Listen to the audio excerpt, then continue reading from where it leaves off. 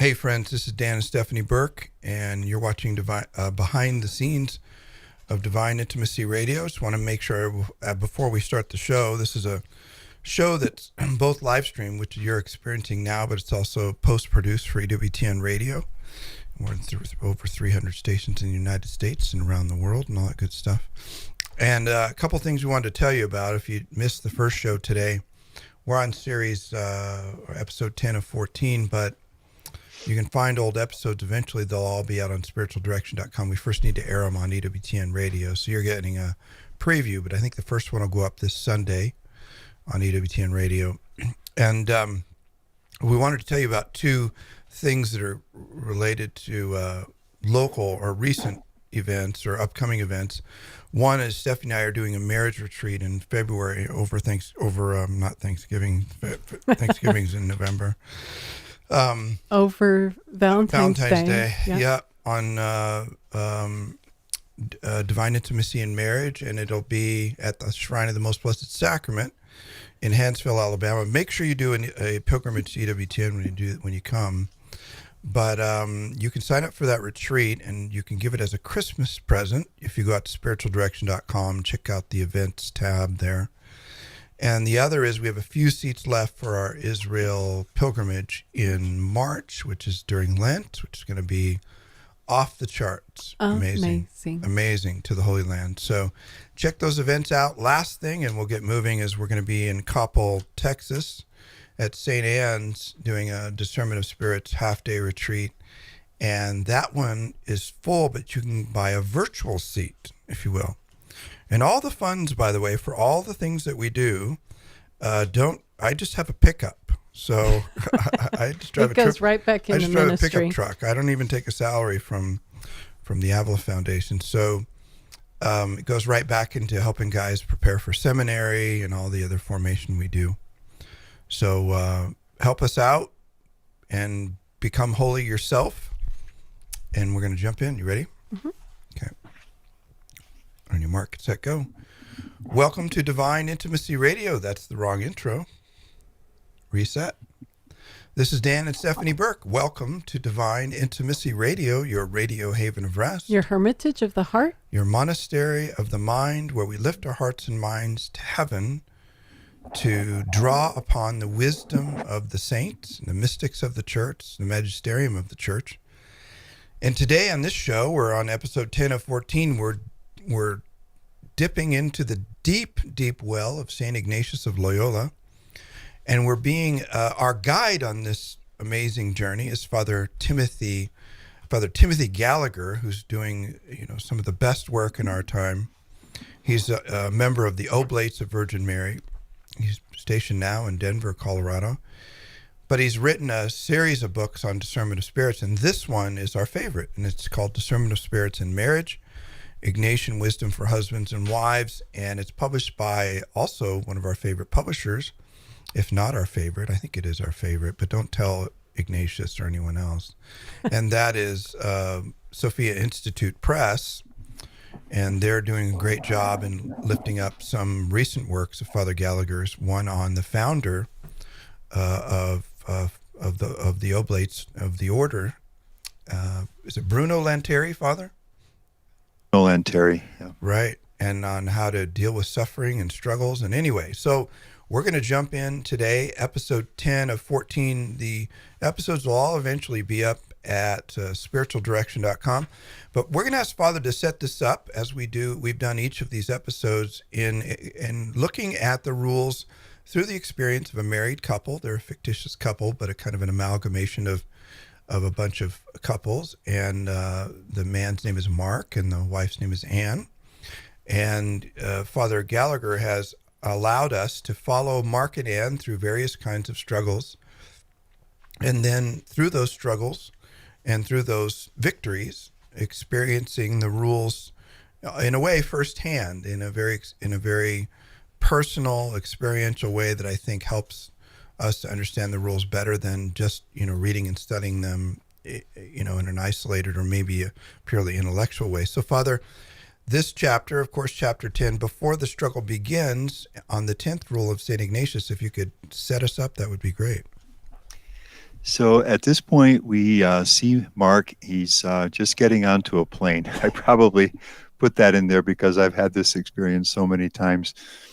Um, but in the story, he has just been to the National Meeting of Optometrists, which is his profession. And so this will be a trip of maybe some 3 or 4 days. And he has just walked onto the plane and just taken his seat. And then not too many minutes later, the plane taxis and takes off, and the flight is underway. Mark sits in his chair in the plane, and his heart is still filled with the goodness of the conversation that he and his wife had just a few minutes before he got on the plane. They've been speaking daily by phone during this trip. And it's just evident to him that how much his wife looks forward to his return. And in the course of the phone call, she put on two of his small children. And in their own way, both of them expressed the same, how much they missed him and how much they look forward to his return. He sits there in the plane with no desire to take up work or to look at the in-flight entertainment, but just feeling in his heart the goodness, with a sense of marvel, the goodness of what's happening, the change that's going on in his life. And I'll read a prayer arises from his heart. Lord, thank you for the goodness of what is happening in my life. It is so much more than I dreamed possible even a few years ago. I bless you for Anne and the children. I bless you that you've guided me safely through the times of struggle and desolation. You've never abandoned me when I was in darkness. I know that you will be with me in future struggles and that you will see me through. And to interrupt, if I may reverently, his prayer, this is where Ignatius is going to go in this role. Mark is obviously experiencing spiritual consolation. His heart is joyful in the Lord. He feels the Lord's closeness, and he's thinking about the fact that desolation will eventually return. And serenely, to use Ignatius' phrase, taking in strength for it. Lord, strengthen me for those times. Help me not to give in to them. Be close to me. Show me how to respond to them and give me the grace to do it. And then as he sits there in the plane, a thought comes to him. He remembers how Anne has quoted how she loves Psalm 27 and how she prays it in time of desolation. He gets out his phone, opens the Kindle app, opens the Bible, and finds Psalm 27. And he reads the words, the ones that Anne has quoted. The Lord is my light and my salvation. Whom should I fear? Though an army encamp against me, my heart will not fear, and so forth. And he really understands what they mean for Anne in a new way. And he makes a few decisions as he sits there. He decides that he's going to use those words too when he's in a time of desolation. So he highlights them in the Kindle app, and then just very softly repeats them 3 times to fix them in his memory so that they'll be there when he needs them. And then he resolves that when he gets home, he's going to speak with Anne about this. And he's going to ask her if, when they are, either one experiences times of spiritual desolation, that they'll agree to talk about it with each other and pray for each other and assist each other to get through it. And now I'll just conclude by reading the journal entry that he makes the following evening. I spoke with Anne, and we will use Psalm 27 for mutual support in times of struggle. The more we share about these things, the stronger we both become. It makes such a difference not to be alone in time of desolation. I thought again about the prayer on the plane. I realize, and here is the heart of Rule 10, I realize that it is helpful in times when my heart is at peace and God feels close. So in times of spiritual consolation, it is helpful to think about future struggles with discouragement and prepare for them. I think that praying like this, asking God for help in future desolation, and praying with the verses from the psalm, again, before desolation even begins, will make a difference. I can do this while commuting, while exercising, when I pray, and in free moments here and there. Anne and I could also do this together. I think this would really help. So what Mark and Anne learn here is the principle that Ignatius shares with us in Rule 10. Even before desolation begins, when your heart is at peace and tranquil and in spiritual consolation, there is a way of living spiritual consolation, taking in strength, preparing, that will make it so much easier to get through desolation when eventually it returns. So that's the rule. That's awesome. What I like about this rule is that it's a rule of hope. The entirety of the rule is a hopeful rule. It's a looking forward of preparing your heart and your mind. And I think what's difficult sometimes, and we've talked about it a little in some of the prior podcasts, is that often when we're in desolation, we feel like it's not going to end. And so what this rule helps us understand is that the spiritual life, the interior life, these movements of faith, hope, and love, and then the doubt, despair, and narcissism, is this ebb and flow of our spiritual life, and that whenever we're in one or the other, that we shouldn't get complacent or fear or despair or get too prideful or what do you call it? Well, yes, prideful in thinking that, now I'm in consolation, I'll never have desolation again, which that's not true. So our spiritual life ebbs and flows. And in this particular rule, it's a hope of when it's coming again, I'll be prepared and I will share it with my loved one and we will pray this together and we will come out of it. Right. So an example comes to mind. Here is a bus going down a busy city street, and it's full. And a couple of the passengers are standing and holding on to the vertical metal rod. Let's just take two of them. Let's say two men, and both of them are on their phones, email or whatever, business, whatever. They're looking at the weather, sports, whatever, news. The first one is pretty concentrated on his phone and doesn't look ahead on the trajectory of the bus. Up ahead is a sharp curve in the street. Well, the bus goes into the sharp curve. His loose hold on the vertical pole is no longer sufficient. It slips. He goes sprawling. His briefcase hits the ground, spills open. He tears the elbow in his suit jacket. It's not life and death, but puts a little bit of a dent in the day. Here's the other man who is also holding on to the pole on his phone, but he looks up from time to time to see what lies ahead. He sees the sharp curve coming, tightens his grip on the pole, widens the stance of his feet a little bit. The bus goes into the sharp curve, and he sways a little bit, and that's all there is to it. Now, if we can do that spiritually, when we're in time of spiritual consolation, so there's a day, maybe a very happy day in our marriage or in our family when things are going well and God feels close. If we can do something like what Mark and Ann do.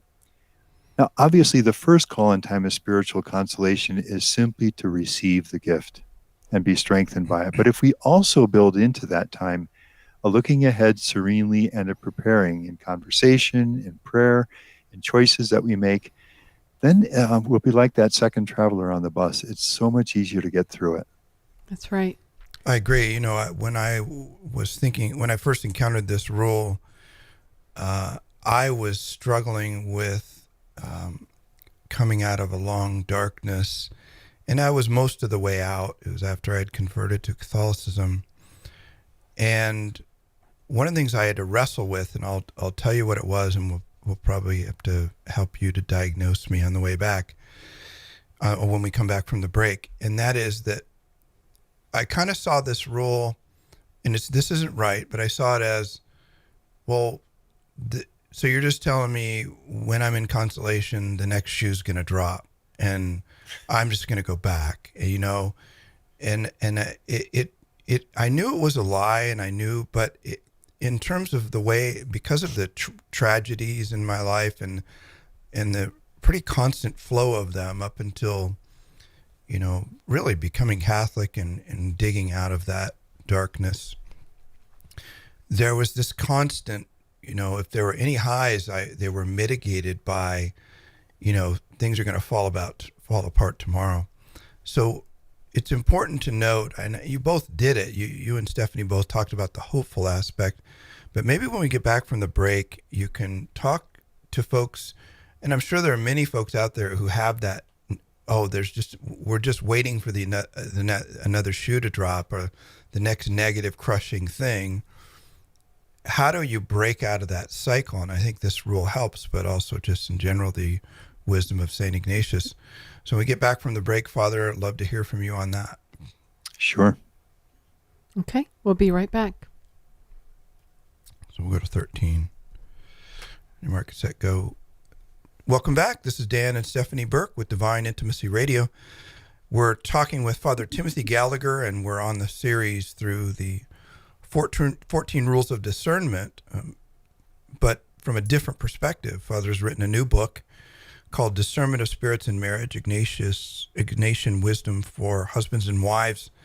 And we're dealing with this idea of the ebb and flow of desolation and consolation, how to deal with it. And I asked Father the question before the break, how do you deal with the kind of a pessimistic wiring, maybe both from a melancholic soul and just some real series of tragedies, where you're not getting down about the future desolation, but instead rejoicing in God during the consolation? I mean, does that make sense, Father? Very much so. And, let's reverence the individual experience and life history of anyone listening, as I certainly reverence yours as you've just shared it now. We'll each have our own journey toward this. But to speak in general terms to this issue, I would use two words, primary and additional. And maybe I can best present that through an experience of St. Elizabeth Seton. She's 15 years old. Her mother has died. Her stepmother really doesn't want Elizabeth and her younger sister. Her father, whom she loves deeply, is more absent than she would want. He's a leading doctor in Manhattan. And the background actually is that he's over in England to pick up on the latest research. So here is this young woman's heart who is so starved for the love of a father. And she is out in May. She finds herself under a tree in the outdoors, and the sun shining, everything around her is beautiful. And her heart is just simply flooded with a powerful sense of God's love for her as a warm, tender, and close father. And for 2 hours, she says, in the 2 hours so enjoyed, I'm sure that I grew 10 years in the spiritual life. This is not, this is a very rich, powerful, and beautiful experience of spiritual consolation. Now, we may approach that reverently because we're on holy ground. If we were to say to Elizabeth in the name of Rule 10, well, while you're there under the tree and God is pouring love into your heart, well, this is beautiful, but you need to remember that desolation is going to return. So you need to start thinking about that and prepare for it. Now, you can feel how dissonant, and that's a caricature. Right. We would never do that in the spiritual life. So it's very important that we know that when God is giving spiritual consolation, this is the first word, primary. The primary principle, whatever we want call, is simply to allow the Lord to love us. And that's what Elizabeth does with the sure instinct, even of a young saint here. She lies down under the tree and she simply enjoys what's happening. And as she tells us, I'm sure in the 2 years so enjoyed grew 10 years in the spiritual life. However, we could also see Elizabeth, let's say that evening, she loved the sea. They were up on the north shore of Long Island at this point. We could easily see her just walking along the shore that she loves with her heart still deeply warmed by the gift given. And now, yes, now is a time when she could, together with the Lord, think ahead to the fact that desolation will come again at some point, and take in strength with the Lord in this time of consolation for the desolation to follow. So that's the second word, additional. And we should, so that if we live a time of desolation, it might be a day, it might be a week. There will be a time when I'm exercising or just working with my hands, but my heart is free, or a time of prayer, or in conversation, spouses together, when we can take in strength for future desolation. But never let the additional good weigh upon the primary good. If we give the primary good completely the space that it needs, and in addition also, when the time is right, take in strength for what follows, then we're living Rule 10 exactly as Ignatius has intended it. And I think not only does it not depress the consolation, but it strengthens us to avoid the desolation that might eventually diminish it. Absolutely. One thing that comes to mind, Father, is as you were explaining how we should allow the primary purpose of the consolation to wash over us, to enjoy how the Lord is loving us, that love is not simply a feeling. It also does purification work in our soul. It passively strengthens us in virtues, in love, in hope, in the theological virtues of faith, hope, and love. And so, in a real way, if we allow the Lord to love us fully, He is strengthening us for that next invitation to grow or to be purified, or whatever trial that comes in that next desolation. So I think it's a beautiful way also to look at it in that way, is the Lord is loving me and He's also changing me. So that's beautiful. Through the consolation, you're using Ignatius's own vocabulary, that the good spirit gives us courage and strength, Ignatius says in the rules.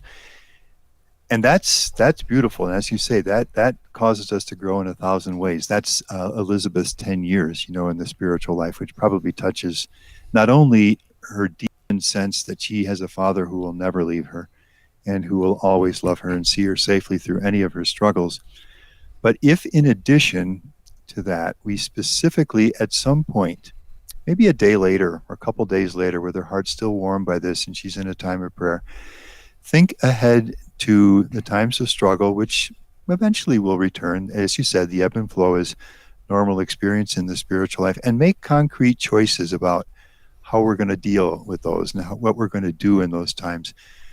Well, I don't know if I can do this in a virtual setting, but if I had a group in front of me, what I would say is, this is desolation when we don't do that. Let's see if I can get on.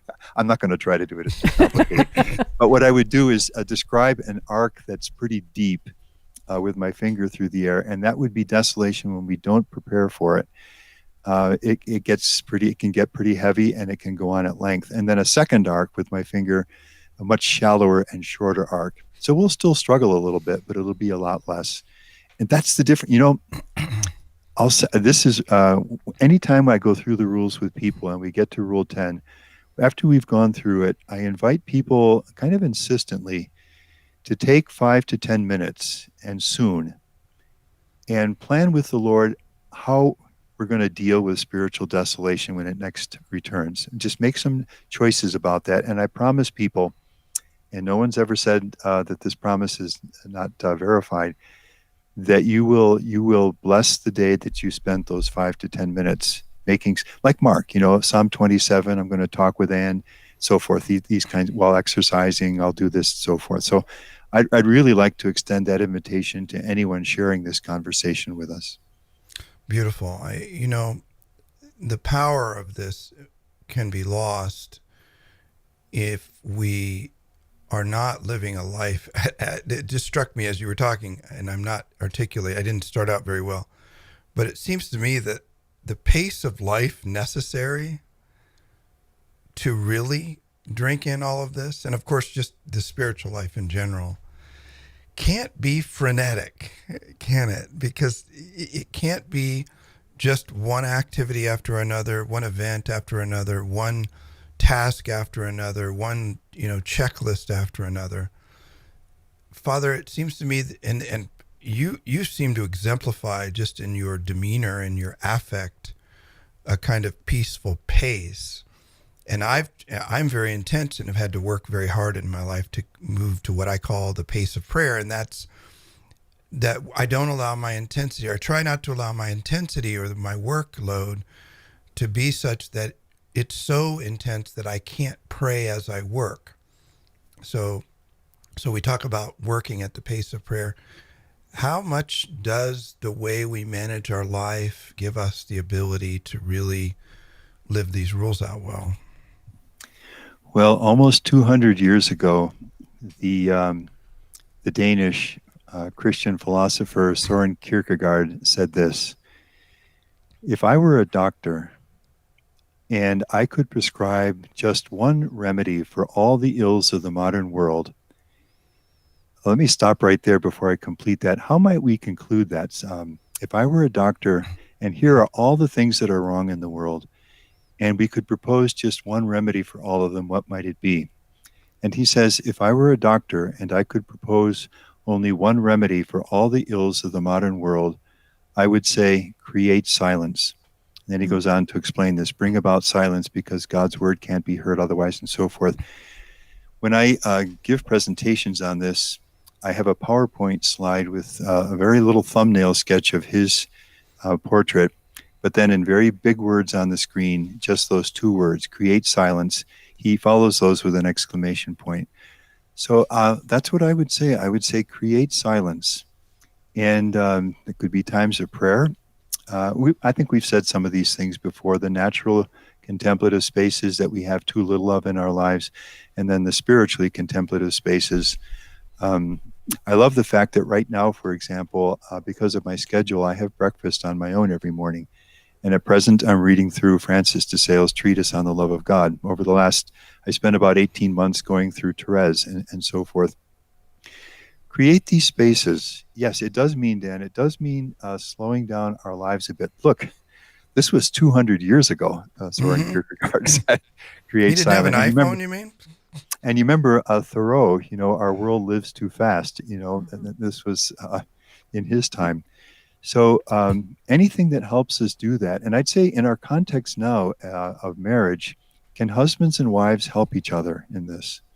Can they mutually create these spaces? Can they find, for example, things that the other loves that are of a content, just naturally? I don't know, go to a museum, go to a concert, spend some time outdoors. And then the spiritual level too, spend some time before the Blessed Sacrament together if that's possible, or just in prayer together in the evening, to find the ways to slow the pace so that we can become aware. Right. As you were saying that, I remembered Blaise Pascal, the great philosopher, mathematician, said the same thing in Penzias.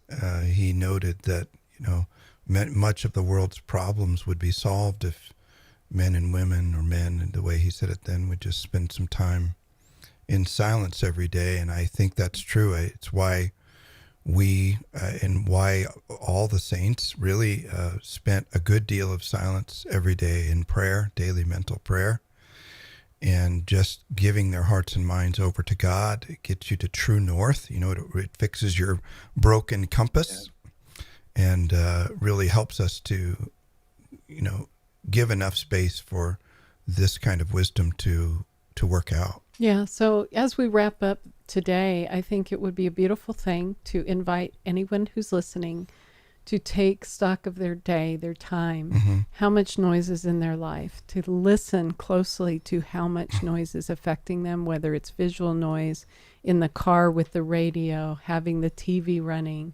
the constant internet, whatever it is, and to take stock of that and maybe make a commitment to build some silence into their day and do that. Try it out. Give yourself some time of silence and enjoy the effect, because it's amazing. Okay. Well, with that, we got to go. Time is up. So until next time, may the God of peace make you perfect in holiness. May he preserve you whole and entire, spirit, soul, and body, irreproachable at the coming of our Lord Jesus Christ. Amen. Amen. Thank you again, Father.